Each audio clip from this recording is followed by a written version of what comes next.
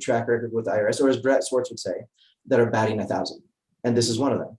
And that is how they bat 1,000, meaning that every time that the IRS has come and tested them, so to speak, or done a cursory review or done a deep dive audit, that they've come out with 0 findings and 0 changes, which is incredibly important for our clients. Yeah. So when I drop that, okay, hey, there's 0 changes, 0 findings on this structure, right? And my CPA's never heard about it. And I say, okay, well, when's the last time that your IRS audit was 0 changes, 0 findings, if you've had one, right? And they kind of look and they're like, okay, well, there's some legs to that. What other legs are there, and what other precedences are there for this trust to have such legitimacy? So I think another strength to support this, one of the items that we like to provide our clients is oftentimes a legal opinion letter. You can have that's provided by the Campbell Law Firm as well, or you can go and get your own legal opinion letter from your own legal counsel, which would be a third party and independent legal counsel. A legal opinion letter is just somebody else doing a deep dive on your behalf who has no ulterior motive and no ulterior allegiances outside of representing you as the client. And they can look into your very specific scenario and situation, which might be different from everybody else's, and can give you an opinion whether or not what you hope to accomplish can be accomplished through this strategy. We recently had a client that did that. And that's not something that we can publicly share because that was something that our client paid for, right? You may request it from Campbell Law Firm directly. They have one that they've done for their other clients. But this is something that oftentimes for individuals that are having a sizable enough transaction, it warrants, and let's not call it, it's not literally insurance, but it's almost like getting assurance that another pair of eyes independently has looked at it in an unbiased way and found or deemed it to be valid for your case. So that is something that can be done. You can get a legal opinion letter from private counsel, or you can read other legal opinion letters that have been issued in the past. I think, Pierce, another thing that's incredibly important is the ability to see what due diligence other people have done. We heard last week a couple of weeks ago, we had David Young here on the call. And David Young and his team, him being not just a financial advisor, but a money manager, which is a different thing, right? And one of the most prestigious money managers in the nation, he and his legal team spent vast amounts of money over a 2-year period. And they were able to find and discover that this was good for them. And they even decided to join part of the inner council of what we have here with the DST, simply because not only did they find that it would be a good thing for him and his business sell, which was a very substantial and large sell, substantial and large enough that he paid one of the most prestigious law firms, tax law firms in the country, to go and review it for 2 years before they pulled the trigger, sold their business, and utilized the Deferred Sales Trust to do that. So learning how other people are doing it and how it fit for them isn't always an exact fit for you and your business or your home or your property or whatever it is that you're selling, but it's helpful to understand how what worked for them may relate to what you're doing. Yeah, absolutely. Absolutely. With that, I want to open it up for questions. Does anyone have any questions? Shane, I know you have a question.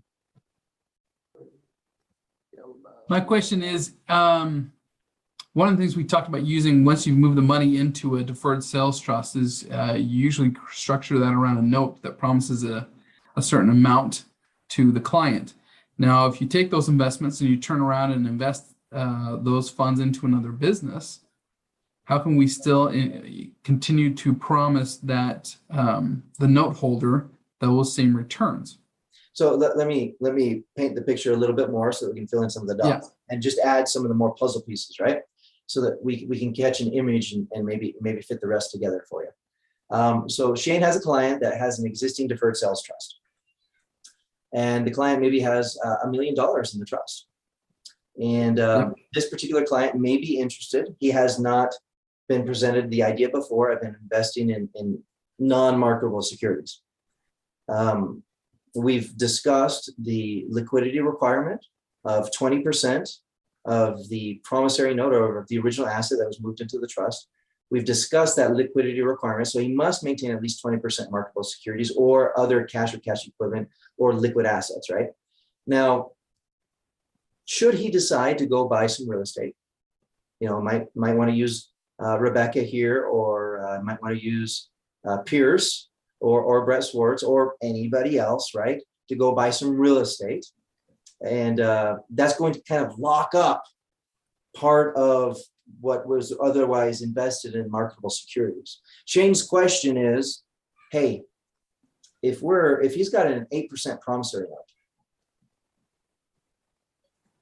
what is the expectation for the client for that 8% promissory note of being able to invest in the market right now with the market doing the loop-de-loops that it's doing, right? And provide or be able to honor that payment. Now, I guess one qualifying question right now, Shane, is the client currently taking the interest income on that promissory note? They will be taking it in another month or two.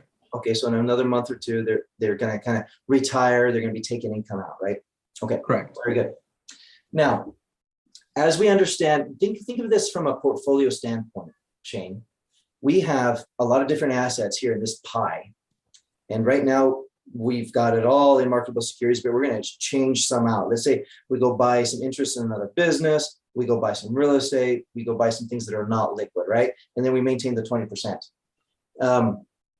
He can still be taking money out based on that 20% piece, regardless if that 20% piece is producing enough gains, appreciation, dividends, interest payments, or other forms of dividends, something like that, right? Qualified, non-qualified. So those are various types of ways that 20% can grow. And regardless if it grows enough to provide that 8% on the entire portfolio, you can take it from that piece. Okay. So it doesn't need to, that small little piece alone doesn't need to produce that 8% of the entire portfolio. That's why it has to be maintained liquid, so that we could take from the original portion that was moved in plus any of the gains to provide that. Now, the idea and the expectation is that some of these other hard assets that might not be liquid are also growing. And if it's like rental properties are providing income, there's a lot of different things and moving parts that might replenish that 20% that might decrease if we're paying out on the promissory note. Yeah, I think I get what you're saying. So we use the cash value as kind of a buffer until the other assets start producing.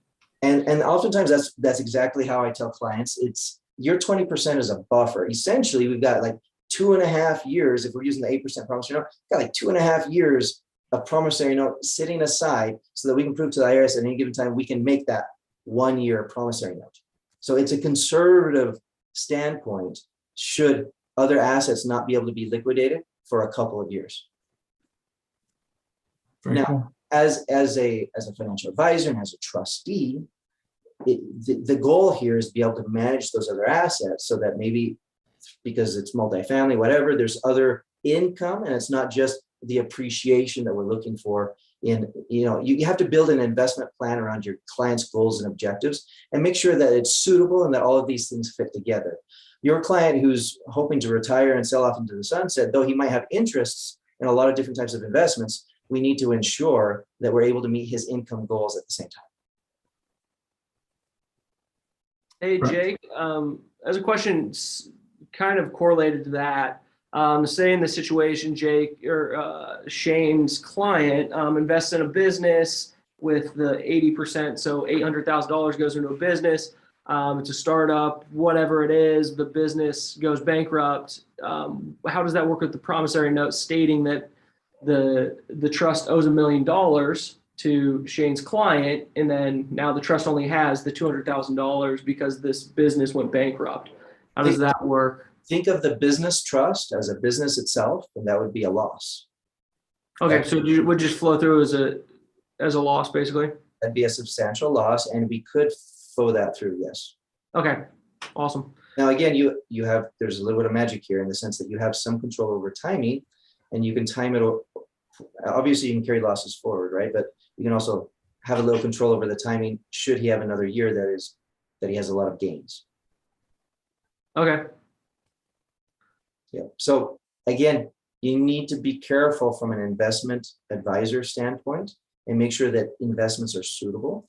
If we're talking, if $1 million and the DST represents a large portion of his net worth, then you need to be very careful how much you put into alternative investments. Typical industry recommendation is between 10 and 30% maximum. Now, if this $1 million only represents a part or a small piece of his overall net worth, because he has a lot of other assets everywhere else, then it would be possibly suitable and okay to take 800,000 and put it into a business that could, as you mentioned, have the potential to go out of business. Perfect. Yeah, a little bit extreme example, but awesome. One more question for you. So in this situation, we could use that exact same example. He doesn't want to do start a business, whatever. He wants to reinvest into real estate. What's the best practice for optimizing that investment through the trust? Do you partner it with the individual and a joint ownership? And then how does the rental income potentially flow, as well as depreciation flow to the individual and the trust? So I can answer that, but I actually want to ask from the group here today, do we have anyone present that has already used the Deferred Sales Trust in a joint venture relationship to invest in real estate? Rebecca, have you? Not yet. Not yet. Soon. All right. Pierce, maybe you might be the best one to answer this question. How would the trust partner with a client to jump into a real estate project?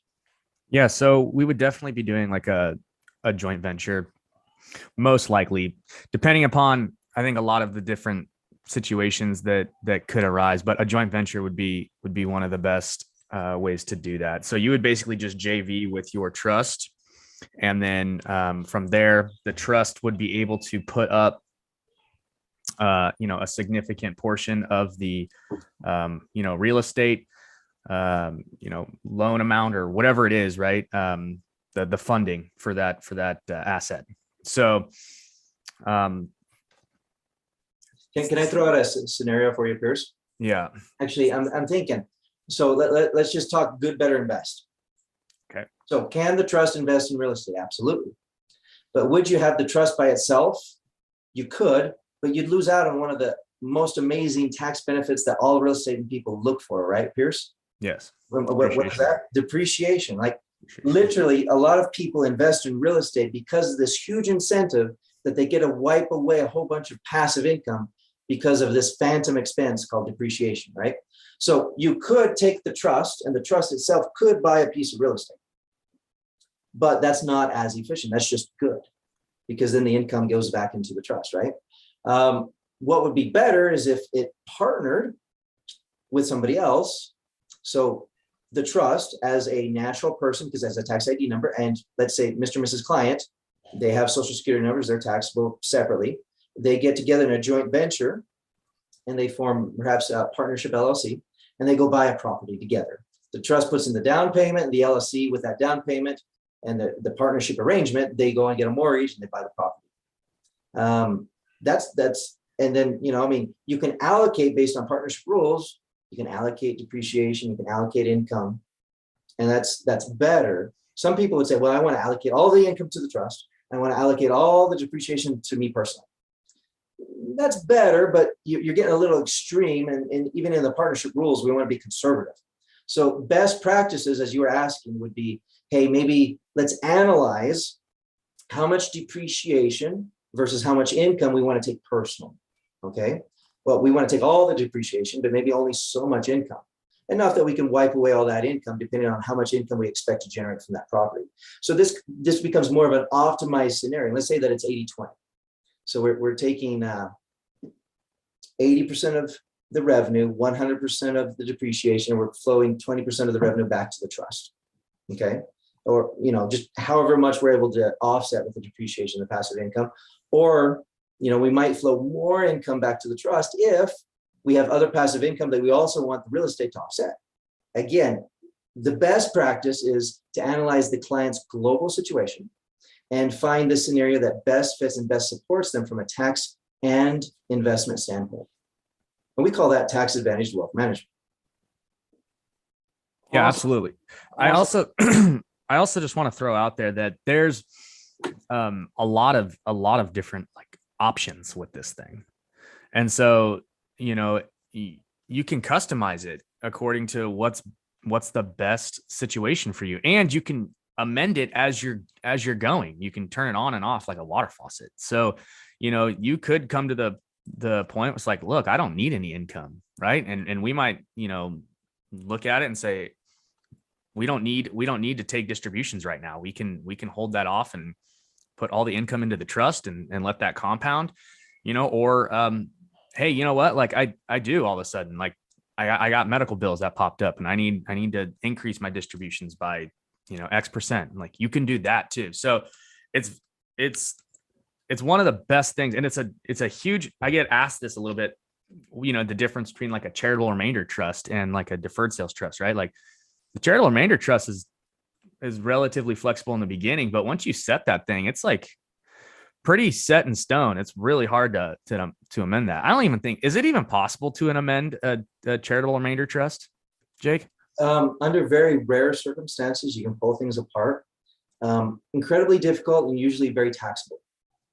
Yeah. So that's one of the huge advantages to a deferred sales trust over something like a charitable remainder trust or you know, one of these other vehicles that don't suck. They have their own uses in their own rights, right? And we can absolutely leverage them and use them depending upon, you know, again, the client's unique situation, right? There might be a situation where a CRT is the best for them. Well, and Pierce, I think the value of the team here and all the advisors here that are on this call yes. is that we can help optimize a client's situation by doing what's in their best interest. An example, had some clients in California, very charitably inclined, but also concerned about one of the charities they wanted to donate to, concerned about who the new leadership would be, and it won't be decided for about 2 years. So if they make a very substantial contribution now, or if they do it through the charitable remainder trust where they're contracted, where even though it's not going to contribute for like 10 years, but contractually it's going to go to this charity, right? So they're kind of locked in stone, even though they're not giving it today, it's going to go to this charity, but in 2 years, the leadership's going to change. So they were very concerned and they were trying to decide how much of their capital gains transaction they want to allocate to the DST or to this CRUT, a charitable remainder unilateral trust.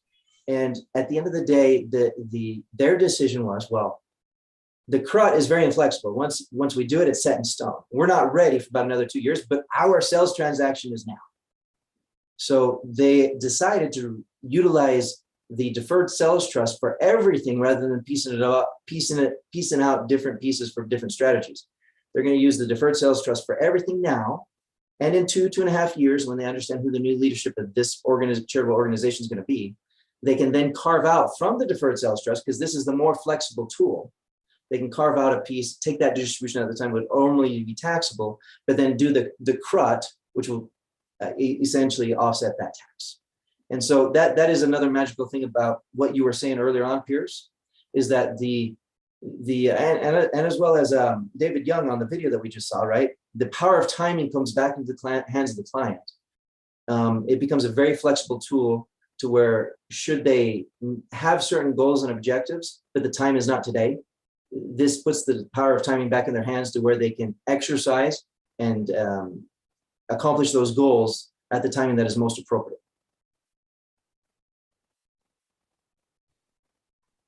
Awesome. Any other questions?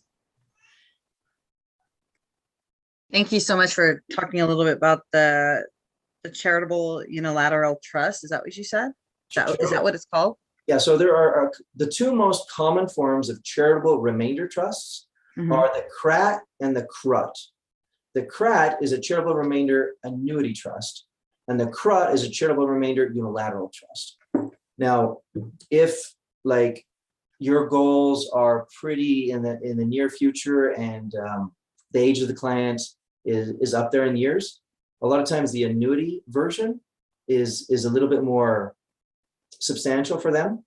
And if the client's goals are to shift income to maybe their kids or something of that nature for a period of time, then the CRUT is usually utilized. Now, in both scenarios, you essentially are going to end up donating up to 70% or more of the overall asset to a charity.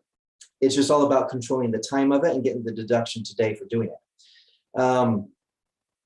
Should you want to leave your assets or your legacy to somebody other than a charity, but to like your own family, to your legacy, then oftentimes people get, sometimes the CRATs and the CRUTs or CRTs in general are oversold and almost abusively sold to people that it's not appropriate to sell it to them under the guise of tax savings. Now, they definitely serve their place. And if somebody is up there in age and they don't have a family or a legacy, or they choose not to leave it to their family, then a CRAT and a CRUT does very efficiently provide them a tax savings today and allow for them to designate income now to themselves or to somebody else, like a second spouse or something of that nature, right? For a period of time until that person's death or a number of years, and then it can kind of be sent off to the charity. And a lot of times they use the asset for income purposes, and then the bulk majority, up to 100 or down to 70% of the bulk majority of the asset, then gets distributed to the charity. For most of our clients on the DST, it's individuals who have a different set of goals. They may also be charitably inclined, but they're wanting to reinvest because this is a business trust. Now, some clients just want to sell off into the sunset and retire and use this to control the amount of taxable income they receive every year. And it works for that too, because in essence, the business purpose is still reinvesting in marketable securities or other instruments to accomplish that income goal. But by and large, we have a number of clients who want to reinvest in real estate, who want to help and support other companies, who want to, hand out, when I say hand out, high interest loans so that they're continually growing this asset. And it's an appropriate cause because they're producing more jobs, they're increasing the cash flow and the transfers in the market and the economy, and they're helping the community. They're helping the community. Exactly. And the way this business trust is set up, they're allowed to do that until they take it for something personal. And then at that point in time, it's just a K-1 distribution. They pay as taxes went in or were deferred going in, they then pay those taxes coming out. It's very interesting because right now, Brent and I are talking to somebody that is in a situation in regards to like community. They have a business that they want to help the community, the art community. And so she is looking for some sort of donors of like $3 million. So I've never heard of the charitable. We haven't gotten that far yet, so I hadn't heard of that. So I appreciate that information. Absolutely. There are a number of charitable tax saving strategies or tax deferral strategies, or it's not necessarily the correct way to say tax elimination or anything like that. It almost sounds like avoidance, right? But there's a number of different things that the government has provided because of how charities take care of the communities and everything else. And as an incentive to high income individuals and business owners, there's a lot of different things, not just the CRTs, but there's other things out there as well. We assisted a client in California who had some inventory that they could not use, and he received a deduction by donating that inventory to a nonprofit in Colorado that then turned that material into masks for a variety of medical clinics. And so anyway, there's a lot of things out there that are available, and sometimes it makes sense to utilize the trust in conjunction with these other strategies to have an overall better outcome for our clients. Again, the magical thing that I always tell people about the trust is it gives you power over timing. And should you want to take a taxable transaction, a K-1 distribution in a certain year, there might be some of these charitable strategies or an oil and gas strategy or some of these other tax mitigating strategies that you can incorporate in conjunction with the charitable, with the Deferred Sales Trust as the primary tool. Thank you so much, guys. Absolutely. Yeah, that's great. Again, we just try to help people solve, or we help, I won't call them problems, because they have goals that they're wanting to accomplish. We help provide solutions that enable them to accomplish their goals in a more tax efficient way. You guys are the bridge builders. Like these people are on an island with all this cash that they don't want to take out because they're afraid they're going to get taxed. And then there's the government, and you guys are the bridge builders. I like that. Thanks. I could be a bridge builder. Yeah. Interesting.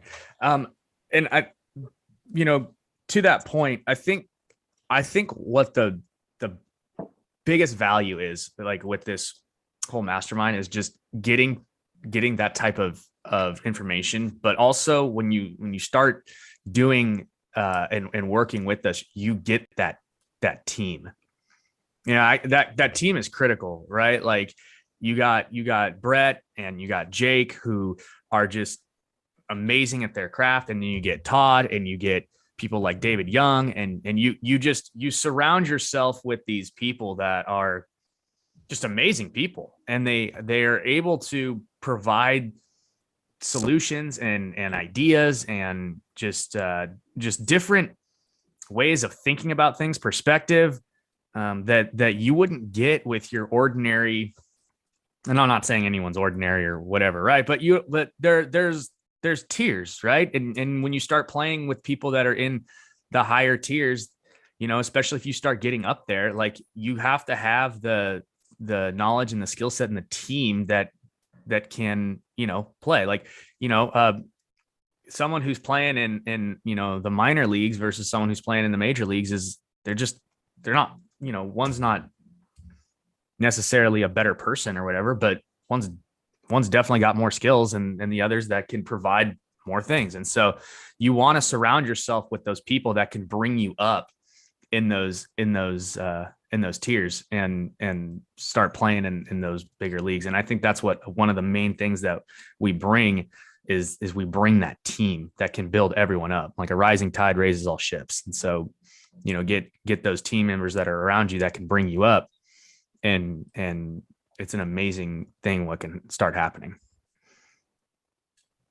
The nice thing about this mastermind is we're all professionals in we have different business entities. Like none of us actually are like tied to each other contractually or anything like that, but we're all here sharing really good information so that, Leah, the clients that you have and the situations that they're going through, all of us can learn from that. And the same with you, Rebecca. I mean, different geographic area, different situations. But at the end of the day, we might have a client like that later on that because of you and your clients now, we're able to serve everyone better. So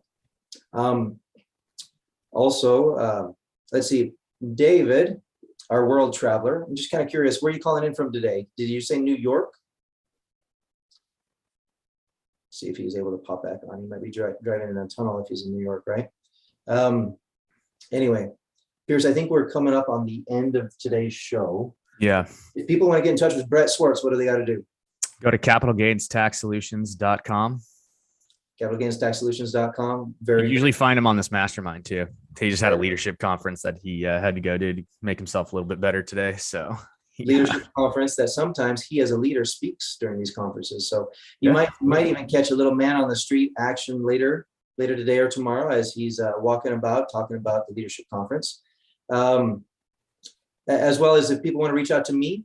So Brett Swarts, his website's capitalgainstaxsolutions.com. My website is strategictaxsolutions.com. Helping clients be more efficient so that their dollars can go a little farther prior to that day that they really have to end up paying taxes on everything that they have made, right? So it comes down to everything that we can do with our dollars today versus what we need to eventually pay to the government down the road. I also have a 1-800 number, 1-800-773-1848. And of course, just so that everybody's aware, as a common disclosure, securities offerings, should we help people on the security side of things for investments, are through Alphi RIA. All right. I think that's everything for today, Pierce. Where can people find us? Should they want to attend next week? You can find us on the Capital Gains Tax Solutions website. You can register for this mastermind. And I have all of the people that I'm invited. I'm sure Brett does too, on a reoccurring meeting. So you guys can click in your Google link and join back up here. And next week will be smoother, probably because Brett will do it. But I think it's good that people can see that we're real people, Pierce. If you guys did an amazing job. You guys did great today. That's awesome. You guys did good. It was great. This is recorded. I'm cutting that one piece and I'm just sending it to Brett. Oh, buddy. Well, very good. So thanks for the encouragement. Appreciate it. Technically, I'm going to say that we're done, and this last piece is going to be chopped from the recording. But any questions for next week? Anything that we didn't go over today? Or if there are questions that are unrelated to the Deferred Sales Trust, but are about taxes and financial products in nature, you can definitely reach out to my team, as well as to a few people that are here.